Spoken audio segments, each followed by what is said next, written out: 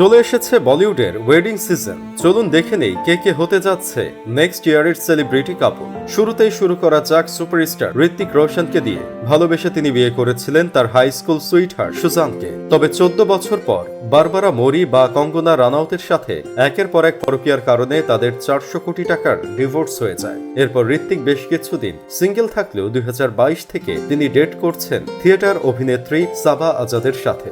আর এটাও জানা গেছে যে তারা প্ল্যান করে ফেলেছেন 2025-এ তারা ঘর বাঁধবেন। সাবার বয়স এখন 39 হলেও এটাই তার প্রথম বিয়ে। অন্যদিকে ঋত্বিক এখন 50 পার করে ফেললেও এখনো তিনি বলিউডের গ্রিক গড। ইন্টারেস্টিং ব্যাপার হচ্ছে তার এক্স সুজানো এখন প্রেম করছেন তার নতুন বয়ফ্রেন্ড ফ্লপ অভিনেতা আরসলান গুলির সাথে।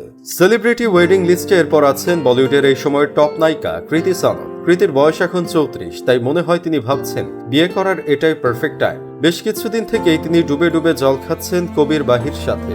এই হ্যান্ডসাম যুবক লন্ডনের এক কোটিপতি বিজনেস ফ্যামিলির ছেলে। কবির ক্রিকেটের বিশাল ফ্যান। মজার ব্যাপার হচ্ছে কৃতির সাথে তার প্রথম পরিচয় হয়েছিল MS ধোনির দেওয়া এক পার্টিতে। আর এদিকে ধোনির স্ত্রী সাক্ষী ফাঁস করে দিয়েছেন এই হাই প্রোফাইল বিয়েটা হবে আগামী এপ্রিলে ইংল্যান্ডের সমারসেটে।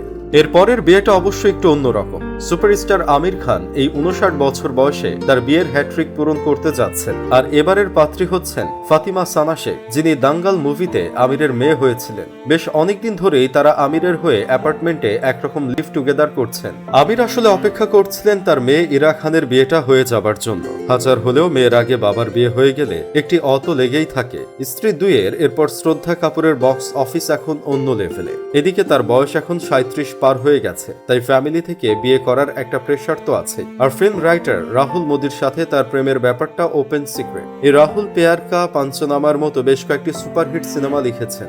জানা গেছে এদের বিয়েটা হবে অগাস্টের দিকে, আর সেটা হবে দারুণ একটা এস্টিমেশন ওয়েডিং। এর ভেন্যু ঠিক করা হয়েছে গ্রিসের এক নির্জন দ্বীপে, আর সেখানে শুধু কয়েকজন কাছের মানুষই আমন্ত্রণ পাবেন। সবশেষে আছেন বলিউডের 1 number item girl Nora Fatehi. Just 3 মিনিটের একটা গানে পারফর্ম করতে যিনি 2 থেকে 2.5 কোটি রুপি চার্জ করে থাকেন। ফ্যানদের অনেকেই জানেন না শাহরুখ খানের ছেলে আরিয়ানের সাথে তিনি বেশ কিছুদিন ডেট করেছিলেন। এখন অবশ্য তিনি গোপনে প্রেম করছেন বরিন্দর সিং ঘুমানের সাথে।